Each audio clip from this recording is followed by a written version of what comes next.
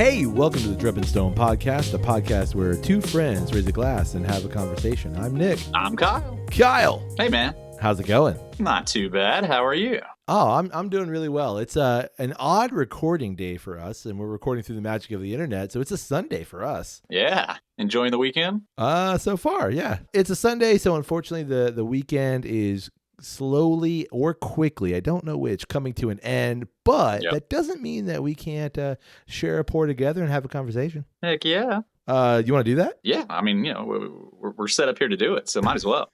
I mean, we might as well. Absolutely. We've already had the discussion of what we're doing, what we're going to drink, and all that kind of good stuff. So, yeah, might as well just go ahead and full out do it.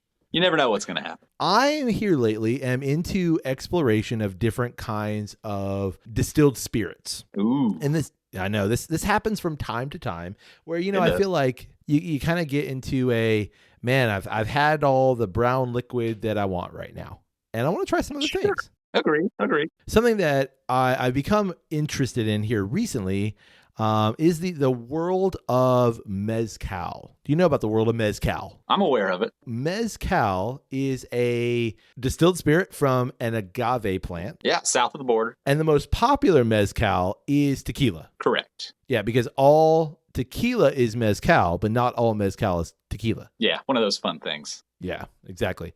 And it's starting to warm up outside, at least in our parts of the world. Yeah, we've are well on our way through the spring season and starting to approach that summertime vibe. Or depending on when we release this, we're well into summer at this point. Yeah, who knows? Who knows when it is? I mean, I've had swamp ass since last swamp ass season.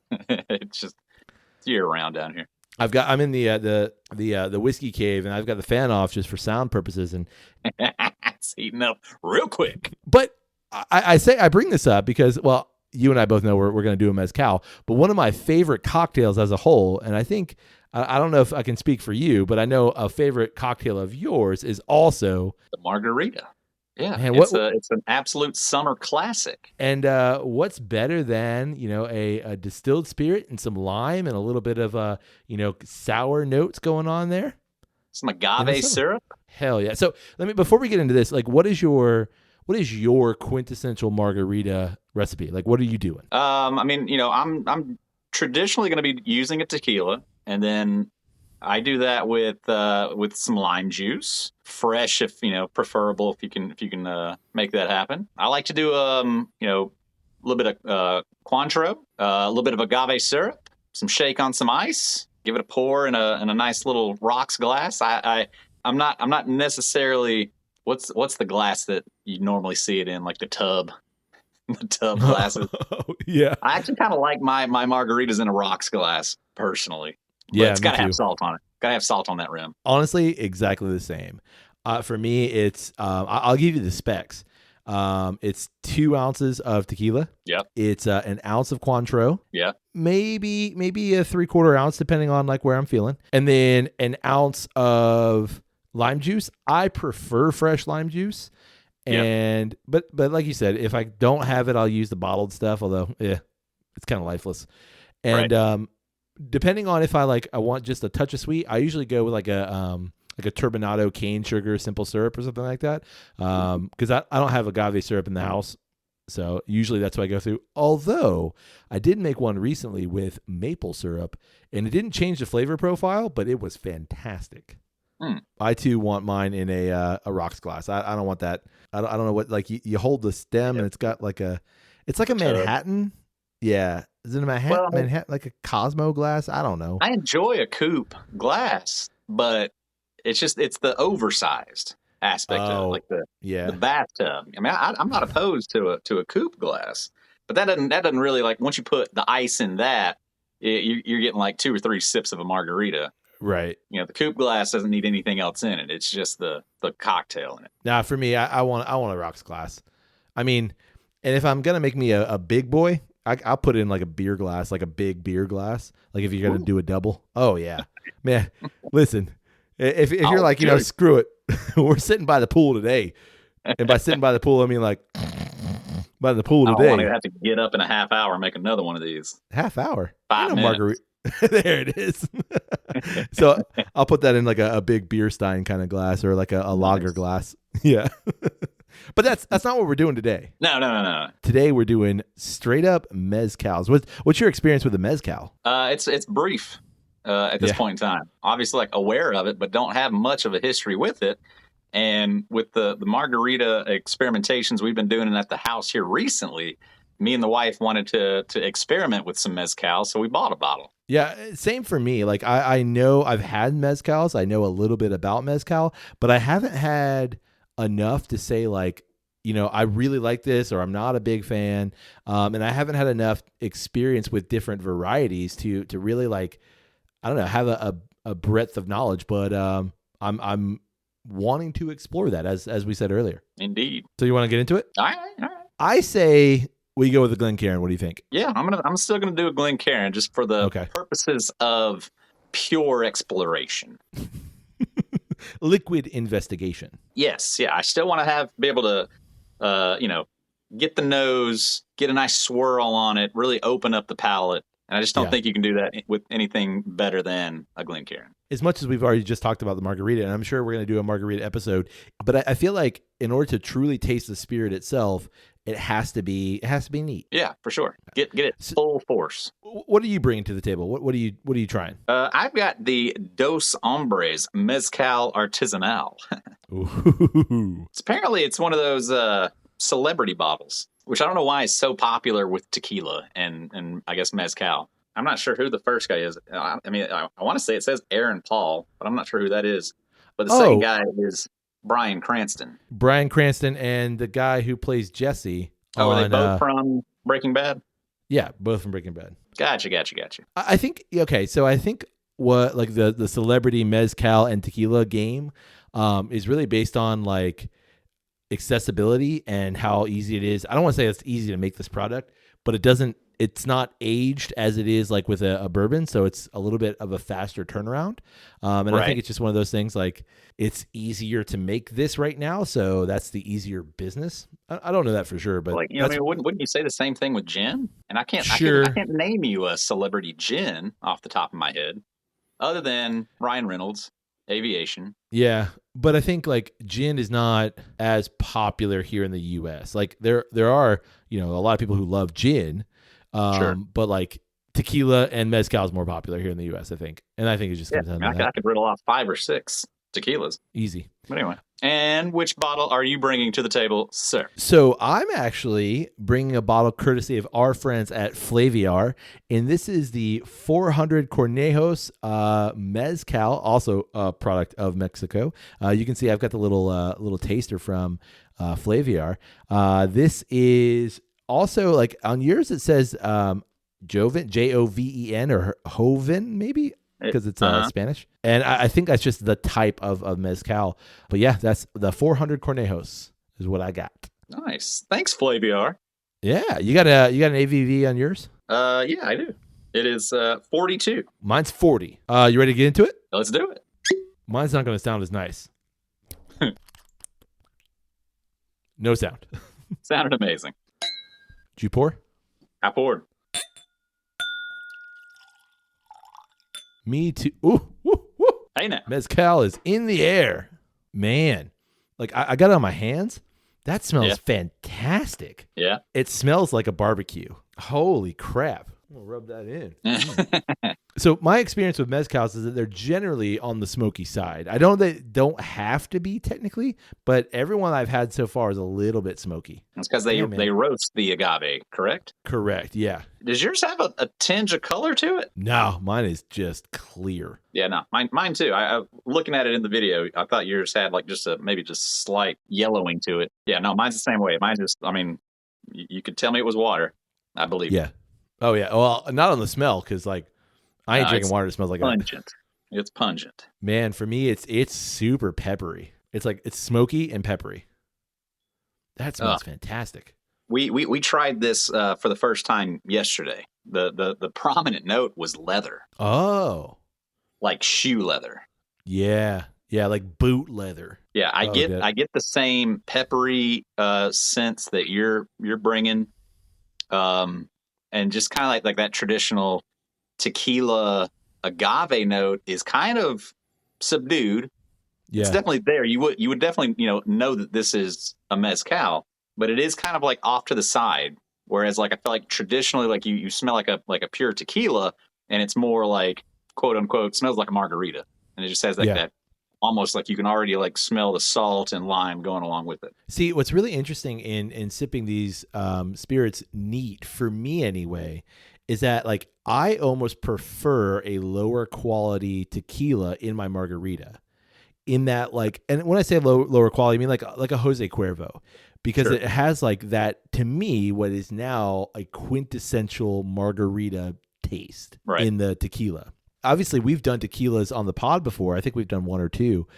So that quintessential tequila note to me on something like a more crafted product, like we did the Terramana, like it doesn't scream margarita to me. Right. For sure. How about proof? Is it twinging your nose, or is it pretty well you can just kind of take in a deep breath? I don't know. Like I think because that tequila note is so pungent and sour anyway, that I don't know if it's proof that's doing that on the nose, or if it's that note doing it on the nose. But yeah, Right. it's a little bit like a whew, kind of causes your eyes to squint a little bit. And you're like, okay.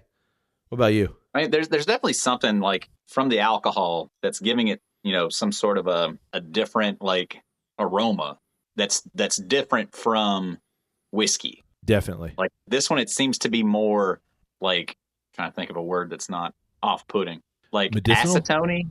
Yeah. Paint thinner. Yeah, yeah, for sure. Whereas like I feel like we've always kind of described like most of the time with whiskey, it's more of a ethanol. And I think that's because with whiskey, you're mellowing it all in a barrel. Right. So like you're not only are you taking on the flavors of the wood itself, but you're also allowing the liquid to enter into the wood and then out of the wood with those temperature swings. So my assumption is not only does that impart flavor, but that also rounds out that liquid a little bit more and makes it, I don't want to say more pure because I don't think that that's it, but it changes that note, obviously. Right. Whereas something like a gin, or in this case, a mezcal or a tequila, or even a vodka, you're getting the alcohol in its like full state. Right. Yeah. And then basically just cut with water. That brand new pair of shoe leather smell is so specific. Oh yeah. It's like it's like walking you're in the into back room of a shoe store and just all these boxes of shoes. Exactly what it is. All right. Gotta get some on my palate. Let's do it. Man, it's bitey. That is so pepper forward for me. Whoa. Yeah, it's reminiscent of like a roasted jalapeno, but like not the fiery spice, but just like that roasted skin. Yeah, like it's exactly it. It's the roasted skin, but for me, I'm getting spice. I'm getting spicy. Initially, like I thought maybe it's just me just associating this with, obviously eating Mexican food and tacos and stuff and having that spicy nature. But like, no, this is like, it's actually spicy. Yeah. It's got a little spice to it. And that smoky barbecue-y note is so interesting and different. Like, cause it's still close enough to tequila that it still conjures those kinds of like mouth-watering things. But then it has this like nice roasted note with it. And it is more like a roasty kind of a note, not necessarily just smoky. Right. So it's like it's bringing like roasted corn and roasted peppers and stuff to my mind, and it's like it's absolutely delightful. It reminds me so much of Barbecue. That back of the palate on the like right behind where your jaw meets your like right here. I'm pointing to you like just right underneath your ears, like where you just start to salivate all through there, and you're like, oh my God. Like for me, that's where I'm tasting it all right there. Yeah, it definitely triggers all of that. Oh yeah, like the salivary thing definitely is going on for me. Did you just have like any kind of a sweet note? Yeah, I was just gonna bring that up. For me, it's a bright, fresh, sweet, like an herbal tea if you were to like put some honey in it, or maybe like a just like a bright, fresh, like banana, but there's no like one, it's not a banana note. It's just like that fresh, like super bright fruit nature. Right. What about you? The sweetness is kind of simplified of it just being kind of just like pure, like sugar, just like cane sugar. the flavor of the sweetness is actually like really reminiscent to me of the sweetness that's on the Botanist gin. Oh yeah. Of like, I always like picture in that one of like just like these ribbons of like sugar confectionary, and the sweetness, like the flavor of the sweet is reminding me of that, but like at a much lower volume. Like the sweetness on the Botanist gin is like probably like at like a 7 or an 8. Like the sweetness on this is somewhere like around like a 2 or a 3. Like it's there, but it's really quiet. Similar, very, very similar for me. It's definitely there. And to me, like, I only really notice the sweet when I'm thinking about it in comparison to the herbal, smoky, earthy notes. Right. And so, like, I don't know if it's just because the earthy, leathery, smoky notes are so prominent that like that sweet just kind of fades into the background. But yeah, like it's there, but it's like you get hints of it. Yeah. But what's really fascinating about the sip as a whole, like from the moment I take the sip all the way through mid palate and then the finish and everything, like there's this like effervescent almost leather note that happens the entire time, of as if like I had literally like a piece of leather in my mouth. Like it's that specific that like I can get all the other flavors. I can get the roasted pepper and the sugar and the tequila, the agave. I get all of that happening, but like there's always this like layer of like a blanket of leather that's like over all of it. I agree completely. For me, like, I don't know if you've ever spent time around horses. Sure. When you take a saddle off of a horse, you know, especially a horse that like is, you know, it's sweat, it's that horse animal smell. Wet leather. Yeah, but the leather itself has a particular smell. It's not bad. It's not like, you know, it's not a sweat. I don't know how to describe it other than rustic. It's super earthy. Yeah. And it's a smell that's like that. It's very specific in that way. And to me, this is what that evokes for me. It's like it on the nose, it's a little more shoe leather or a little more like bright, fresh shoe store. But then on the palate, it's more beaten and worn in and like used leather. And like it has that patina on it. Yeah, I mean, it's really fascinating. Like the old movies and everything, like the cowboy goes in the saloon, he orders a whiskey, and like certainly like that can also fit. But like this to me, like everything about this conjures the West. And, absolutely. You know, horse riding, like exactly like what you're saying. Like it just it conjures up all of that so specifically, and I think even more so than whiskey does. Yeah. When I drink this, I certainly think the West. I think Texas. I think, you know, New Mexico, obviously Mexico. Like I'm put out there. Yeah. In such a specific way. Like I know you haven't spent a whole lot of time in the Southwest, but like zero time aside from a week in Southern California to visit the Mouse House. I don't think that counts as the Southwest. I know it's Southern and Western, but it's not. When I say Southwest, New Mexico, Arizona, Texas. Yeah. Never made it up. Not yet. I love the desert. Like the desert is so pretty to me. And like when I think about desert, this makes sense. This like it absolutely makes sense. Right. Yeah. Good That's stuff. Fantastic. It is really good. I love that, like that exploration into new things too. It's like, wait, how does this fit against things that I already know? You know, how does this work with what information I already have, and how does drinking this thing also influence my understanding of all the other things? Right. I mean, we've talked about that. That's why I love doing tastings. It's that's why we do this whole thing, is like just for that exploration, and because it's fun as hell. Yeah, exactly. So now that we have a great drink, you want to talk about something? Sure. Oh, I don't have any more, so I'm just going to sip slowly. Yeah, sorry about that. That's okay. So, you know, I was thinking that because we're in the travel perspective, whether we're planning for a trip or whether we're on trips right now, just, you know, in terms of how all the time works when this episode releases, a saying that I think goes along with this kind of perspective of travel and movement, a proverb, an aphorism, if you will, is the saying, "A rolling stone gathers no moss." Sure. I've heard that. Yeah. I feel like it has both positive and negative connotations. And I've always taken it as the positive of moss, the accumulation of moss would be the negative thing. You Right. don't want to accumulate too much moss. Right. So you got to keep moving. Keep moving, stay fresh. Don't let the moss overtake you.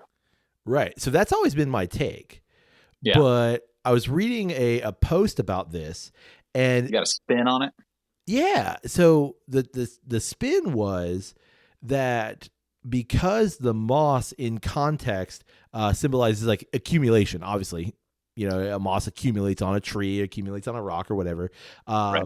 That because a rolling stone doesn't accumulate any moss or doesn't gather any moss, that the negative or the negation is that the stone, in the metaphor, the person is unattached and has no roots.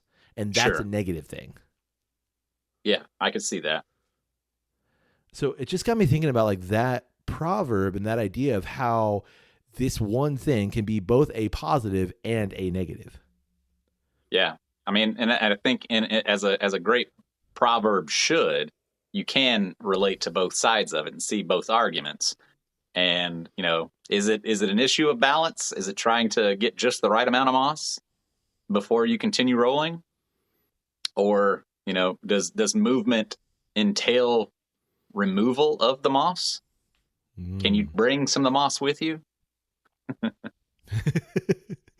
Right. So okay. So let's start here. Do you think like at its root, this proverb, do you think it champions stability? Or do you think it warns against the pitfalls of the restless spirit? I mean, I think I'm right there with you in terms of like I've always used in a way to suggest that you should not be don't become accustomed to where you currently are. Try to stay fresh. Try to stay advancing. Don't just succumb to your current state of being. Always be willing to learn something new or improve yourself in some way. I've always felt that was like the connotation to the saying, and to not get stale, more or less. But I suppose, it certainly is easy to look at it in the other way of very, dissectingly, is how do you view the moss? Right. Is the moss a beautiful thing that's adding character, that's adding a depth of layers? Is it something that's adding benefit, or is the moss like covering up your individuality kind of a thing? And now you've become kind of restricted by it. Man, that's such a good point, because like when you think about like what the proverb is presenting, it's presenting two parts, kind of a dual metaphor. Right. The metaphor of the individual is the stone, and the moss is the accumulation. Right. How do we view both moss and stone? On one side, if you as the stone, if you have all these intricate patterns, you're made of all of this different composition of stuff, is that in and of itself good without anything else? Like, it doesn't need anything else, doesn't need any sort of accumulation. Or you look at this moss as the accumulation adds to the quality of the stone, right? Adds to the meaning of the stone, if you will. On the other side of that, like you just mentioned, is the accumulation of this moss covering up the stone? Does it detract from what that stone is? That's super interesting, because it really comes down to how do you perceive stone and moss and the relationship of the two. Yeah.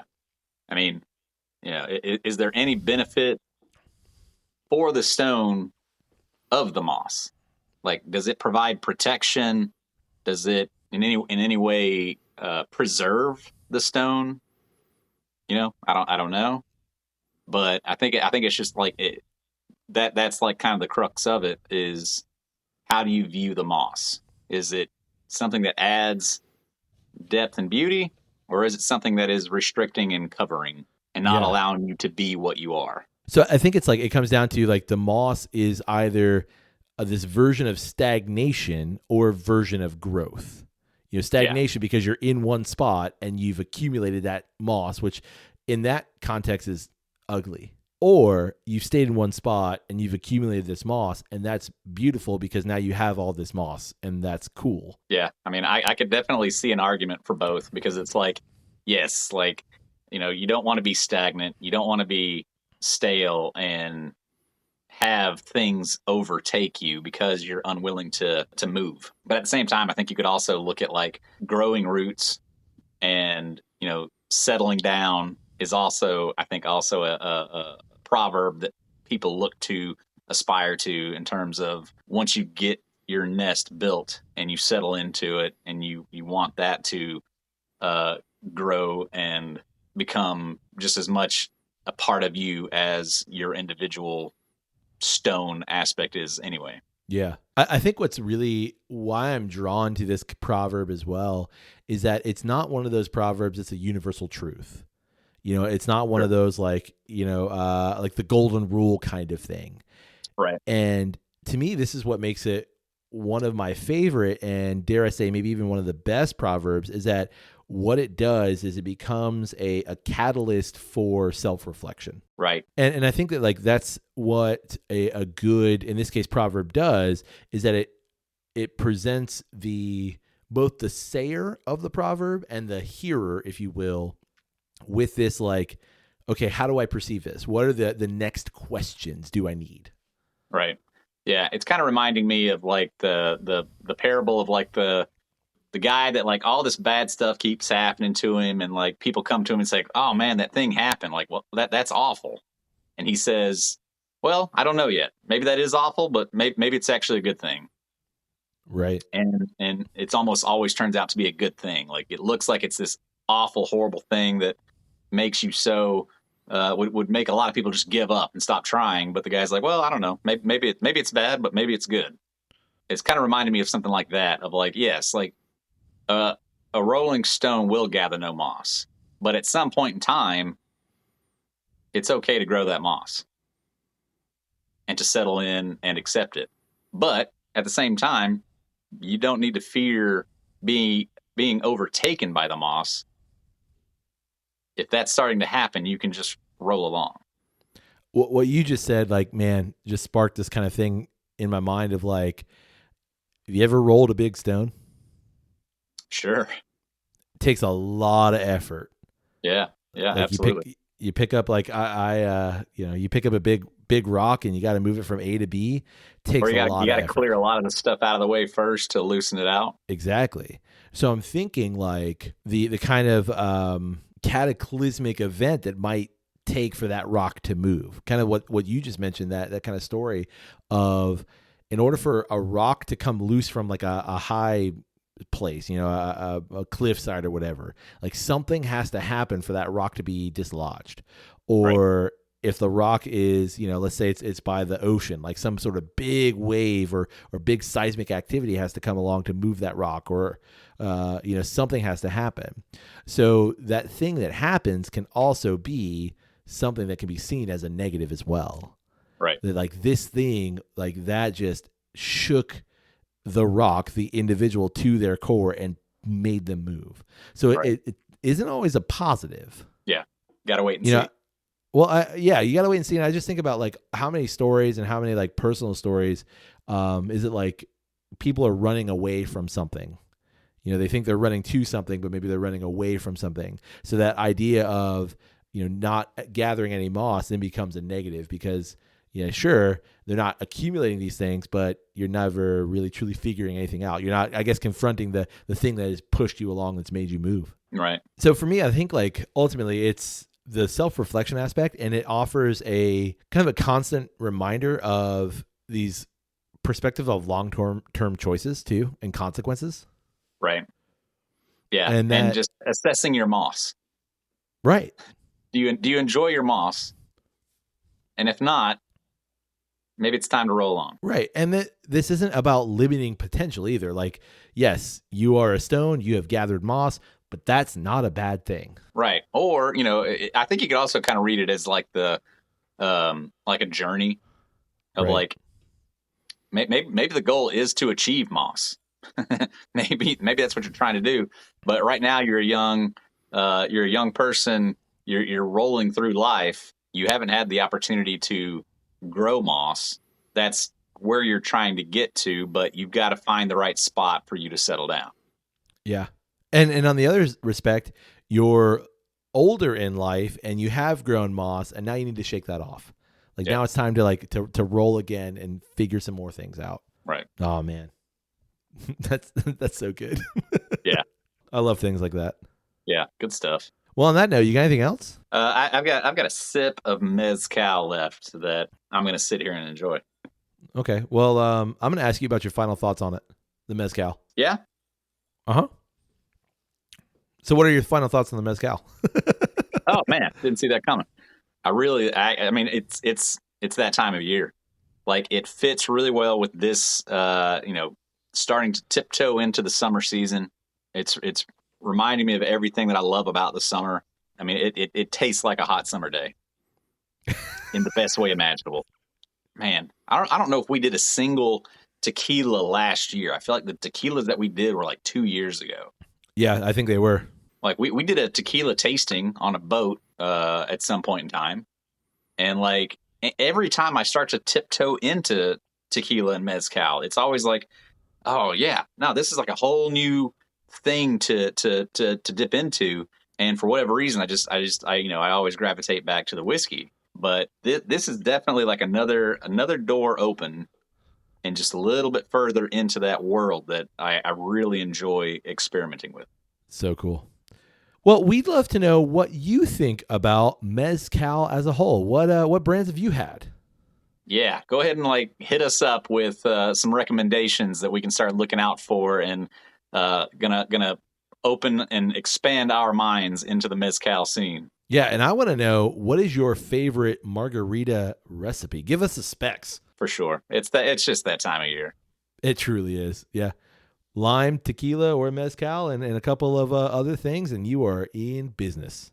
Yes, indeed. And we'd also like to know, what is your take on the proverb, "A rolling stone gathers no moss"? Yeah, more of a positive attribute to it, or is it more of a cautionary tale of don't settle down too quickly? You can get in touch with us through email. That's drepandstone@gmail.com. You can also get in touch with us through social media. It's always one word, Drep and Stone, DREP and Stone. Come find us, like us, comment on a thing, share a thing.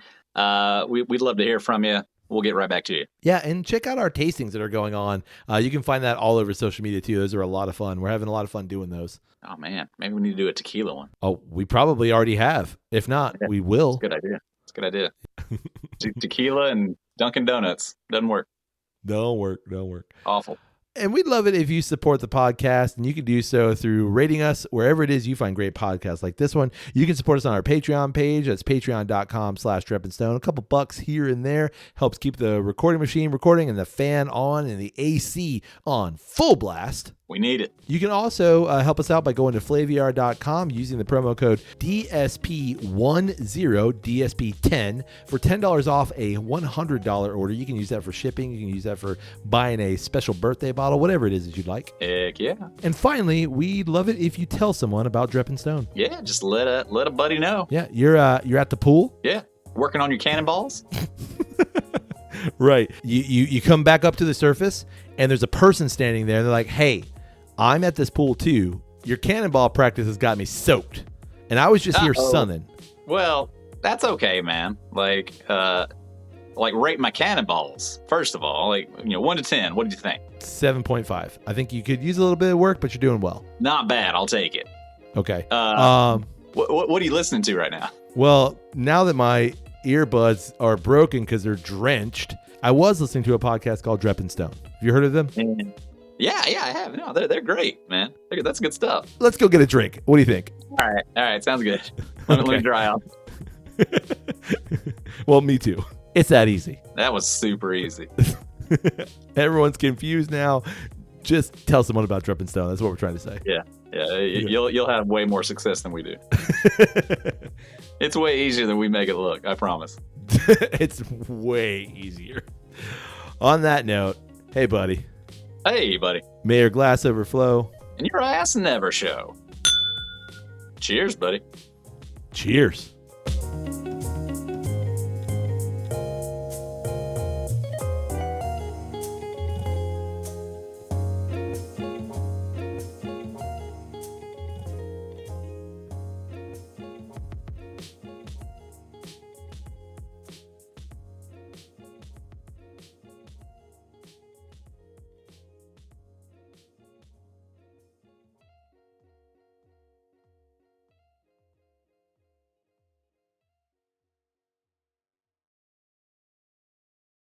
too much avocado. It's coming to an end. You look confused. Yeah, there's got like a weird. Did it do something? Yeah, Oh, yeah, like, I could. Yours is bigger on my screen, so I can't. I can't see it. I want you in high definition. whoa, So I'm really small. nice. Oh, sorry, I didn't mean to turn you on.